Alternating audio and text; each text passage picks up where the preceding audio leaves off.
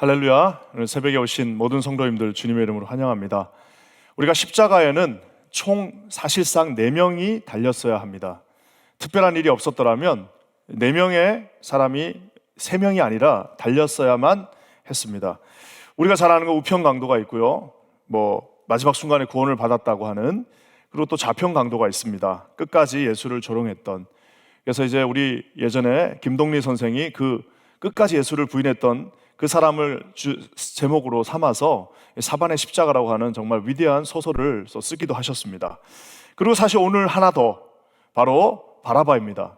이제 말 그대로 어쩌면 이 두 사람과 함께 같이 십자가에 못 박히고 예수가 additionally 4번째 사람이 될 수도 있었던 그 사람인데, 얼떨결에 자신의 삶을 한 번 더 얻게 되었습니다. 마치 우리가 차를 운전하고 가는데 앞에 갑자기 다람쥐가 나타났는데 정말 안 서도 되는데 갑자기 나도 모르게 꽉 섰어요. 그래갖고 딱 쓰고 나서 보니까 다람쥐가 유유하게 가는 거 보면서 야, 덤으로 사는 인생이다 라고 아마 한 번쯤은 다 얘기해 보셨을 겁니다. 마치 그런 오늘 바라바에 대한 이야기입니다. 우리가 이 바라바라고 하는 소설도 있습니다. 진짜. 그래서 스웨덴의 유명한 작가였던 이 페르 라게르크 비스트라고 하는 유명한 노벨 문학상까지 탔습니다. 바라바라고 하는, 이게 아마 스웨덴 사람이니까 노벨 문학상 탄 것 같아요. 제가 볼 때는 차라리 김동리 선생이 받았으면 받았지 그렇게 대단한 건 아닌데, 어쨌든 간에 스웨덴 사람이 만든 상이니까 스웨덴 사람이 받았는데요. 이 라게르크 비스크가 많은 사람들이 이 바라바라고 하는 소설을 읽고 이거 신앙소설이라고 그러는데 사실상 굉장히 모호합니다. 라게르크 비스크 자체가 무신론자에 가까웠기 때문에 이게 굉장히 모호하게 가면서 마지막에 내 영혼을 당신께 맡깁니다라고 하는 그 모호한 말로 이 소설이 끝이 납니다. 저도 읽고 굉장히 나름대로 고민을 많이 하고 철학적 질문이 있는 소설인데요. 앤서니 퀸의 영화로도 나온 적도 있습니다. 그래서 한 번쯤은 여러분 궁금하시면 한번 보셔도 좋은데, 자, 그렇다면 도대체 바라바는 누군가? 우리가 아는 것처럼 어제 그 말씀처럼 이제 빌라도의 관정 안에서, 그 헤드쿼터 안에서 예수님과 마지막 질문, 진리가 뭐냐라고 묻고 답을 듣지도 않고 그냥 나가버립니다. 바깥에서 하도 떠드니까. 그래서 하도 바깥에서 떠드니까 나가는 장면이 오늘 우리가 읽은 본문의 장면입니다. 나가면서 빌라도는 많은 생각을 합니다. 어떻게 해야 할까? 도대체 무엇을 어떻게 이 문제를 풀어나갈까라고 생각하면서 나가는데 아무리 생각해도 죄가 없어요. 여러분, 빌라도가 예수님이 죄가 없다는 것을 3번 정도 말합니다. 심지어 여러분, 예수님이 죄가 없다는 것은 가룟 유다도 말해요. 나중에 그 형을 집행했던 백부장도 고백합니다. 우리가 아는 것처럼 예수님은 말 그대로 아무런 죄가 없으신 분입니다. 그러니까 이 빌라도 입장에서는 자기의 명예를 걸고 로마의 법을 반드시 지켜야 된다라고 하는 그 어떤 하나의 스트러글링이 있었음에도 불구하고, 그래서 예수님을 놔주고 싶었지만 유대인들 눈치를 보니까 이게 지금 막 난리가 난 거야. 바깥에서는 이럴 수도 없고 저럴 수도 없는. 그래서 이 빌라도가 노련한 정치인이, 노련하죠, 노련해. 달고 다른, 정말 살아남은 달고 다른, 어떻게 보면 신선함이라고는 하나도 찾아볼 수 없는, 정말 달고 달아가지고 거기에 어떤 생명력이라고는 찾아볼 수 없는 이 노련한 정치인이 하나의 꾀를 생각해냅니다. 그리고 오늘 이 본문이 이렇게 시작됩니다. 우리 39절 말씀 한번 다 읽어보겠습니다. 시작. 6월절이면 내가 너희에게 한 사람을 놓아주는 전례가 있으니 그러면 너희는 내가 유대인의 왕을 너희에게 놓아주기를 원하느냐 하니. 이게 일종의 뭐라 그럴까요? 안 그럴 줄 알면서도 묻는 질문입니다. 우리로 치면 이제 광복절 특사 같은 겁니다. 6월절 기분이 좋은 그 잔칫날 유대인들이 원하는 죄수 하나를 놔줍니다. 그러면 얼마나 또 인기가 올라가겠습니까? 특사가 나가는 거잖아요. 죽을 줄 알았는데 그 사람 살려보내주니까 최소한 그 사람의 친척만 해도 한 100명은 되지 않겠습니까? 야, 우리 빌라도 최고다라는 그 나름대로의 특사의 방법을 생각해서, 자, 내가 한 명 놔주겠다. 유대인의 왕, 니네 왕 아니냐? 니네 왕 아니냐? 니네 독립하고 싶잖아. 맨날 독립하고 싶어서 맨날 그렇게 밀란도 일으키고 맨날 난을 일으키는데, 자, 유대인의 왕, 니네 왕 내가 살려줄게 라고 하면서, 이거는 예수님도 조롱하는 거고 이 유대인들도 조롱하는 겁니다. 그러면서 자기는 할 만큼 했으니까 이제 손을 떼겠다고 하면서 자, 유대인의 왕을 놓아주겠다라고 말합니다. 저는 이 말씀을 읽으면서, 말씀을 준비하면서 저기 나와 있는 6월절이면 내가 너희에게 한 사람을 놓아주는 전례, 6월절에는 한 사람을 놔줬대요. 어쩌면은 6월절 날 한 사람을 놔줬다. 그러니까 6월절에 저와 여러분을 놓아주기 위해서 오늘 한 사람의 피가 필요합니다. 우리를 놓아주기 위해서 6월절에 진정한 어린 양 대신 예수 그리스도의 보혈이 필요합니다. 저는 그래서 저 질문이 어떻게 들렸냐면 6월절이면 내가 너희에게 한 사람을 놓아주는 것이 아니라 6월절이면 내가 너희를 위해 한 사람을 놓아줘야 된다. 6월절 날 내가 너희를 위해서 한 사람을 놔줘야 된다라는 그 말씀을 제가 묵상하면서 문득 떠오르는 레위기 16장의 말씀이 있었습니다. 그것은 우리가 한 번쯤은 들어봤을 아사셀이라고 하는 유일. 그래서 레위기 16장 10절이 이렇게 시작됩니다. 굉장히 이게 특별한 구절입니다. 한 번도 없던 건데 한번 읽어보겠습니다. 시작. 아사셀을 위하여 제비 뽑은 염소는 산채로 여호와 앞에 두었다가 그것으로 속죄하고 아사셀을 위하여 광야로 보낼지니라. 아사셀이라고 하는 대제사장의 자녀들이 범죄했습니다. 이스라엘이 범죄하니까 하나님께서 숫 염소 2마리를 선택하라고 그랬습니다.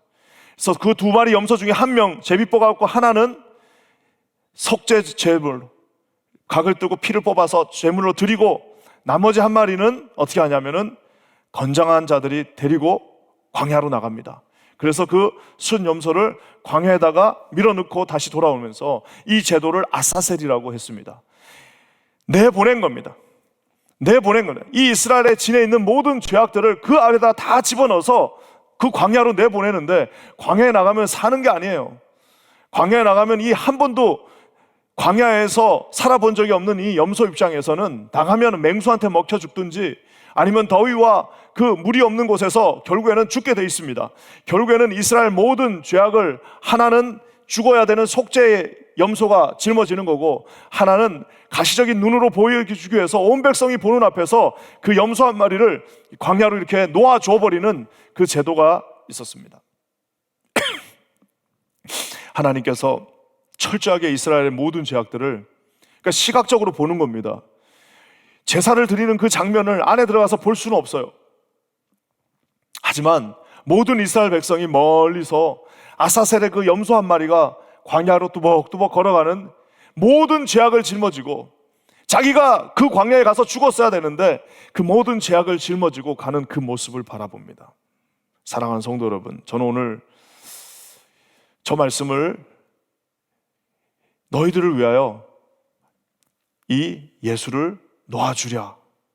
여러분 한번 생각해 보세요. 만약에 예수님을 저기서 놔줬어요. 예수님 나가자마자 아마 맞아 죽을 겁니다. 아사셀의 염소가 그 짐을 지고 나가자마자 얼마 어디 있어서 맹수에 먹히든지 아니면 정말 말 그대로 광야에서 굶어 죽고 메말라 죽든지 예수님 만약에 저기서 그래 그러면 나 죽게 하고 내보내는 순간 아마 찢겨서 죽을 겁니다. 유대인들이 아마 그 자리에서 아마 예수님을 빠서 죽일 겁니다. 전 빌라도 다 알고 있으면서 말도 되지 않는 거 어차피 들어주지도 않는 어차피 하지도 않는 것을 정치적인 제스처로 지금 하고 있는 이 노련한 그래서 여러분 노련한 게 좋은 게 아닙니다. 어떤 사람들은 노련한 정치인은 좋다고 그러는데 어쩔 때는 우리가 여러분 존 F 케네디를 왜 우리가 예전에 뽑았습니까? 미숙하지만 그 안에 순수함이 있기 때문입니다. 사랑하는 성도 여러분, 사람들 다 65세만 되면 은퇴합니다. 저도 이제 얼마 안 남은 것 같아요. 근데 왜 은퇴를 시키고 왜 젊은 사람을 다시 뽑습니까? 비록 제가 이렇게 목회를 해보니까 한 몇 년 지나니까 이제는 좀 알 것 같다라는 생각이 드는데 한 10년 지나면 얼마나 더 많이 알겠습니까? 그럼에도 불구하고 새로운 사람 뽑습니다. 왜? 신선하고 여전히 순수한 것이 좋기 때문입니다.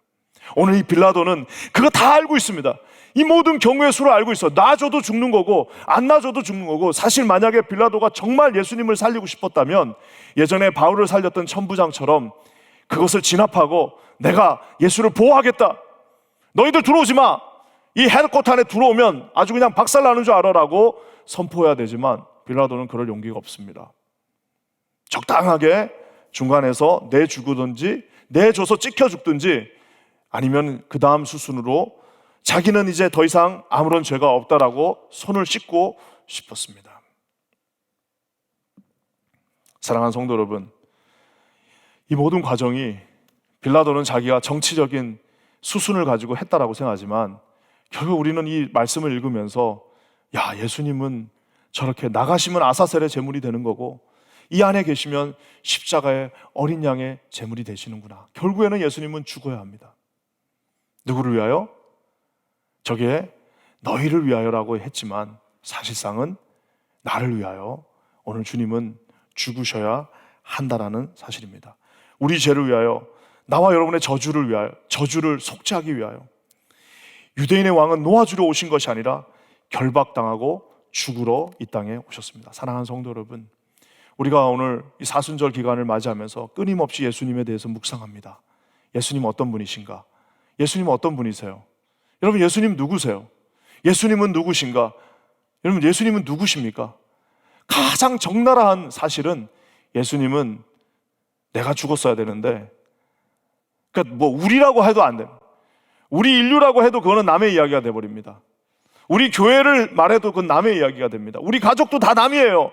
결국에는 죽을 수밖에 없는 나를 위하여 내가 죽었어야 되는데 나 대신 죽으신 분입니다. 그러니까 여러분 그 사실을 우리가 깊이 안다면 우리가 교회 안에서 우리가 서로를 향해서 어떤 모습으로 봐야 됩니까? 여러분, 어디 딴 데 볼 겨력이 없어요. 내가 죽었어야 되는데 예수님이 나를 살려주신 겁니다. 여러분, 그 은혜로 우리가 이 자리에 앉아 있는 겁니다. 그냥 옆에 있는 사람도 마찬가지. 예수님 나를 위하여 대신 죽으셨다. 그 사람들끼리 모여서 감사해서 드리는 것이 주일날 예배고, 감사해서 드리는 것이 헌금이고, 감사해서 몸둘 바를 몰라서 하는 것이 사역이고, 그래서 너무너무 고마워서 서로가 서로를 보면서 아유 하면서 긍휼히 여기는 것이 성도의 모습입니다. 사랑하는 성도 여러분, 오늘 그 아사셀의 제물이 되신 예수님이 바로 우리 앞에 계십니다. 자, 그렇다면 이제 선택해야 됩니다. 이게 오늘 본문은요, 결국에는 빌라도가 제안하고, 여러분 그것을 유대인이 아닙니다. 이 성경에는 유대인이라고 나와 있지만 사실상 이 빌라도의 제안을 이제 선택하고 받아들여야 될 것은 저와 여러분입니다. 이제 우리는 어떻게 선택하느냐?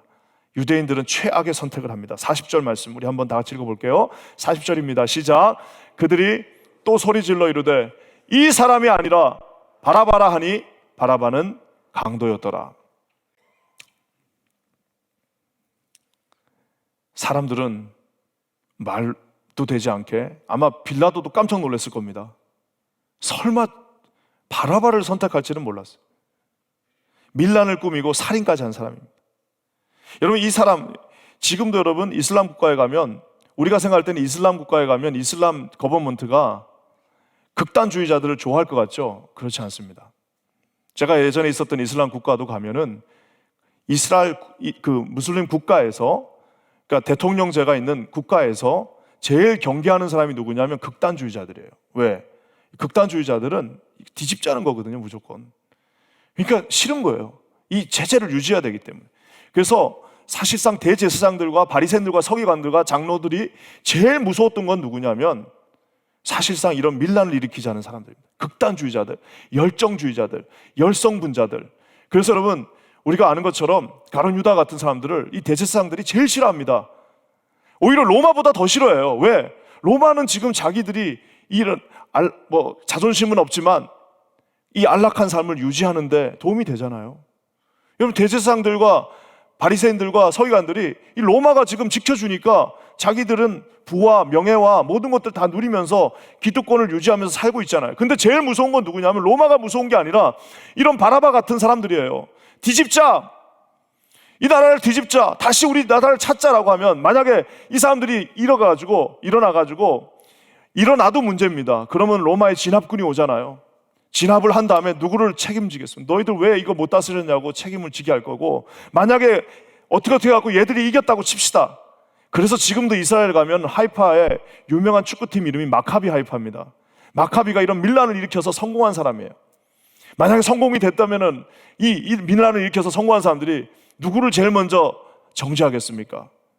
예, 마치 우리 예전에, 우리나라는 잘 못했지만 프랑스 같은 나라가 나중에 나치 독일로부터 독립한 다음에 뭘 했습니까? 그 나치에 부역했던 사람들, 남자부터 여자까지 싹 다 엄청난 숙청을 한 것처럼 만약에 그게 뒤집어지면 자기들이 제일 먼저 지금 당하게 생겼어요. 그러니까 사실상 이 대제사장과 서기관들이 제일 싫어하는 사람은 로마가 아니라 이런 바라바 같은 사람들입니다. 열성분자들, 이 민족주의자들, 나라를 뒤집자고 하는 사람들인데 놀랍게도 그 사람 살려달라고 합니다. 놀랍잖아요. 말이 나오자마자 마치 이거 그러니까 짜고 온 거죠. 대제사장들이 빌라도도 노련하지만 대제사장도 노련합니다. 아마 빌라도가 이런 제안을 할 거야. 그럼 우리 어떻게 하지? 야, 그때는 말고 기 잘린 애들, 이런 애들 다 동원해가지고 바라바를 외치자. 그러면 빌라도도 깜짝 놀라서 어쩔 수 없을 거야 하는 그 수를 다 짜고 왔습니다. 다시 한번 놀랍니다. 왜 예수가 이렇게도 싫을까? 아니, 자기들의 삶을 위협하는 바라바보다도 더 싫어요. 똑같은 질문 어제랑 하게 됩니다. 왜 예수님이 이다지도 싫을까? 왜 예수님이 이렇게도 싫을까? 사랑하는 성도 여러분, 이것이 아이러니입니다. 그래서 어제 제가 답을 한 것처럼 진리 대신 예수님 앞에서는 두 가지밖에 없습니다. 무릎을 꿇든지 아니면 극렬하게 미워해서 그 예수를 없애든지 자기 눈앞에서. 사랑하는 성도 여러분, 예수님을 믿는데 그레이 에어리어 중간에서 왔다 갔다 하는 거는 다 거짓말입니다. 여러분, 예수를 믿는다는 것은 믿든지 안 믿든지 두 가지밖에 없어요. 여러분, 세상 어쩌면 다 두 가지로 나눠질 수도 있습니다. 천국과 지옥이 있고 삶과 죽음이 있고 생명과 여러분 죽음이 다 갈려져 있다는, 중간이 있을 수 없어요. 우리가 중간을 느끼는 것은 그 과정이 있기 때문입니다. 삶에서 죽음으로 가는 그 과정이 있기 때문이고, 지금은 우리가 느끼지 못하지만 지옥이 바로 지금 앞에 떨어지는 것이 아니기 때문에 중간이 있다라고 착각합니다. 하지만 삶에는 중간이 있을 수 없습니다. 진리 대신 예수를 믿지 않는다면 예수를 핍박하게 될 것입니다. 진리 대신 예수를 받아들이지 않는다면 극렬하게 오늘 대제사장처럼 예수를 죽이라고 말하게 될 것입니다. 지금은 좀 덜하지만 진짜 우리 대한민국의 기독교가 왕성할 때 정말 말 그대로 삼천리 금수왕산 모든 곳에 교회가 다 세워지고 모든 곳에서 교회가 정말 가장 그 동네에 모든 젊은이들과 엘리트들이 다 교회에서 북적북적 하던 그 시기에 여러분, 그때에 참 그러니까 그게 뭐 90년대까지 maybe 하다가 이제 끝이 났는데요. 참 제가 그때 전도사 할 때 신기한 거 발견합니다. 그건 뭐냐면 아버지들 중에 예수 믿는 거 그렇게 핍박하는 분들이 있었어요. 좀 병적인 정도로. 사실 교회 나가니까 그 아이들이 공부도 더 잘해. 교회 나가니까 더 사교성도 좋아져.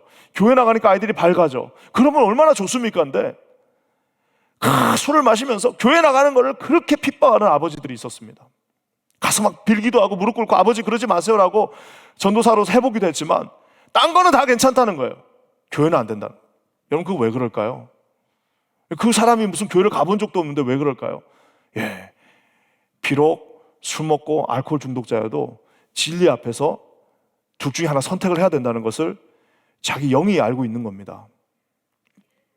내가 가서 이 예수를 억셉트 하든지 아니면 내가 이를 죽여야 하는지 둘 중에 하나를 자기 영은 알고 있다는 사실입니다. 사랑하는 성도 여러분, 정말 감사한 것은 저와 여러분들은 진리 대신 예수님을 선택한 분들입니다. 그래서 이 아침에 여기 앉아 있잖아요. 진리 대신 예수를 붙잡은 사람들입니다. 저는 우리 지금 이 자리에 앉아 계신 모든 분들, 오늘 이 자리에서 이 새벽에 이 추운 날 하나님 앞에 나온 사랑하는 모든 성도들, 오늘 다시 한번 자기를 점검하십시오. 난 과연 진리 대신 예수를 붙잡고 있는가? 아니면 여러분, 정말 많은 사람들이 이 중간에서 붙잡은 것 같기도 하고 안 붙잡은 것 같기도 하고, 그래서 어떤 날은 여기로 갔다가 어떤 날 여기로 갔다 하는데, 여러분, 우리가 한 번쯤은 나는 바라바냐 예수냐 선택하라. 넌 바라바를 선택할 것이냐, 지금 너의 기득권을 유지해주고 지금 너에게 뭔가 즐거움을 주는 바라바를 선택할 것이냐, 아니면 참 진리 되시고 우리의 소망 되시며 오늘 찬송의 가사처럼 우리의 모든 죄악을 다 짊어지시고 그 땅에 가신 우리 예수님 앞에 사랑과 충성을 맹세할 것이냐. 여러분을 선택하라고 말씀하고 계십니다. 오늘 저 말씀, 이 사람이냐 바라바냐, 여러분 이것은 오늘 유대인들에게 한 질문이 아니라 저와 여러분에게 바라바를 선택할 것이냐, 예수를 선택할 것이냐, 여러분 예수님을 선택하시는 저와 여러분 되시기를 주의 이름으로 간절히 축원합니다. 사랑하는 성도 여러분, 오늘 말씀이 이렇게 마무리되면서 한 번 더 또 한 번의 선택을 우리에게 요구합니다.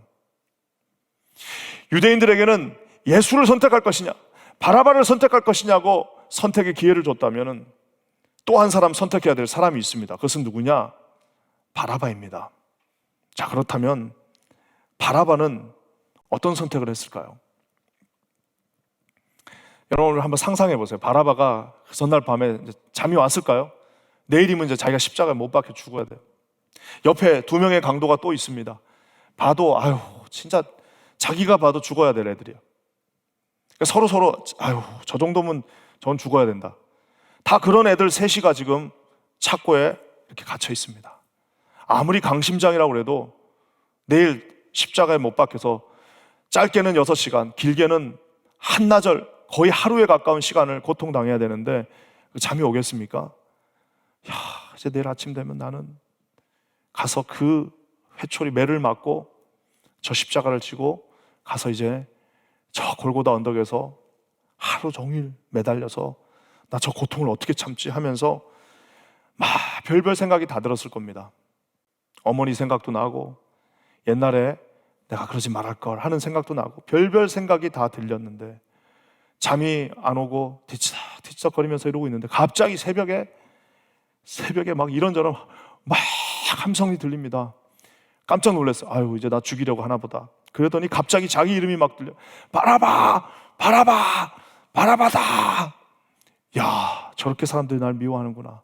나 죽어야 되는구나 라고 이제 생각하고 있는데 간수가 아니나 다를까 아침 9시쯤에 덜커덩 하고 문을 열면서 들어옵니다. 이제 끝났구나 라고 생각하고 있는데 너 나가. 에? 어디로 나갑니까? 갑자기 이제 착고를 다 풀어주고 또 석방. 에? 그 믿어지지가 않는 거죠. 너 석방, 너 가.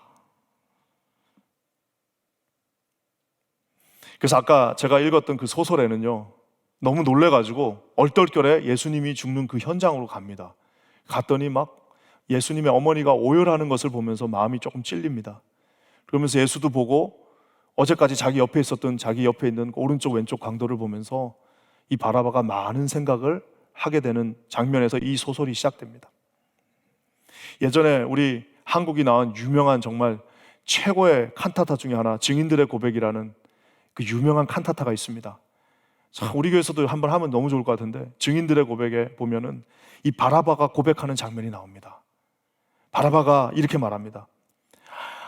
딴 건 모르겠다. 한 가지 분명한 것은 그가 내 대신 처형을 당했다는 것입니다. 내 대신 하면서 그 유명한 이제 노래가 나옵니다. 사랑하는 성도 여러분, 바라바 이제 어떻게 살 것인가? 성경은 그 다음 이야기에 대해서 설명하지 않습니다. 왜 그러느냐? 이게 바로 오픈 퀘스천입니다. 많은 사람들은 나는 누굴까? 성경에서 자기들은 구경꾼이라고 생각합니다. 나는 누굴까? 나는 그래도 내가 베드로 정도는 되지 않을까? 많은 사람들이 생각합니다. 나는 뭐 그 당시에 있었던 마리아, 막달라 마리아 정도라고 생각하는데 여러분 그래서 성경이 가슴속에 감사함으로 와닿지가 않습니다. 성경 읽어도 아무렇지도 않아요. 예수님이 나를 구해서 구원했다고 그랬는데도 아무런 감동이 없어요. 왜 그러느냐?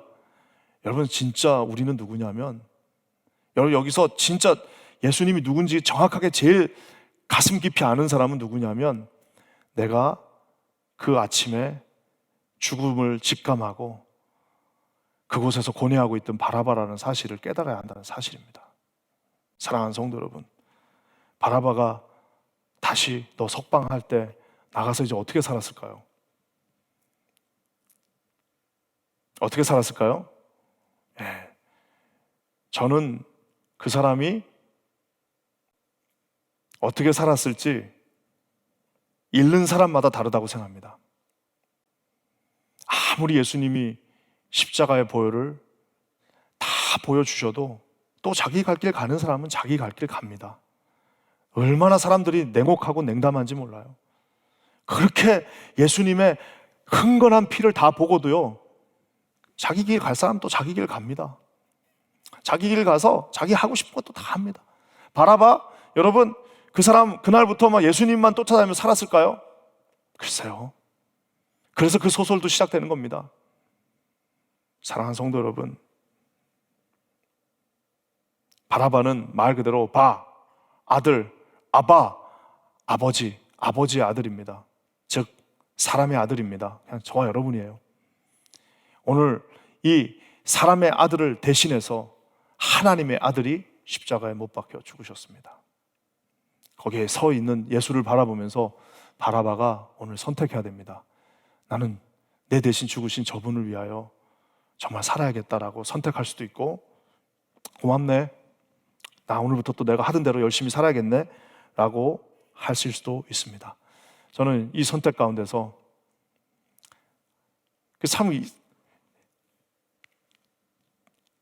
아까 다람쥐가 인생을 덤으로 살아내 하는 게 아니라 저와 여러분이 예수님 만난 날부터는 다시 한번 주어진 새로운 기회의 인생입니다. 근데 그것을 주님은 매번 해주시겠다라고 말씀하십니다. 아무리 넘어져도 또 넘어져도 또 쓰러져도 다시 돌아오면 너에게 또 한 번의 삶을 허락해 주시겠다 말씀하고 계십니다. 사랑하는 성도 여러분, 오늘 주님은 아사셀의 염소가 되어서서 저와 여러분의 죄악을 다 짊어지고 광야로 내몰리셨습니다. 오늘 주님은 6월절의 어린 양이 되셔서 저와 여러분의 모든 죄악들을 대신 짊어지시고 십자가에 못 박혔습니다. 여러분, 이분이 우리의 주님이십니다. 이분을 깊이 묵상하시고 여러분의 삶을 한번 좀 정리해 보시기 바랍니다. 여러분의 삶이 이러면 너무 단순해지지 않을까요? 예수님이 나를 위해 죽었는데 더 이상 뭔 말이 필요합니까? 아니, 예수님이 나를 위해 죽었는데 더 이상 무슨 딜이 필요합니까? 예수님이 나를 위해 죽었는데 더 이상 무슨 충성에 대한 맹세가 뭘 필요합니까? 예수님이 나를 위해 죽은 사실을 깨닫는다면 우리의 삶에 새로운 정리가 일어나야 한다고 믿습니다. 여기 계신 모든 분들에게 오늘 이 아침에 그런 깊은 은혜가 함께 하시기를 주의 이름으로 간절히 축원합니다. 기도하겠습니다. 하나님, 오늘 강도 바라바 실장은 우리 자신의 모습, 아니 나의 모습, 십자가를 지고 골고다 언덕에서 죽었어야 할 죄인의 괴수, 아버지 하나님, 내 대신 그 십자가를 지신 예수 그리스도를 바라봅니다. 이곳에 주님 함께하여 주시옵소서. 예수님의 이름으로 간절히 기도합니다. 아멘.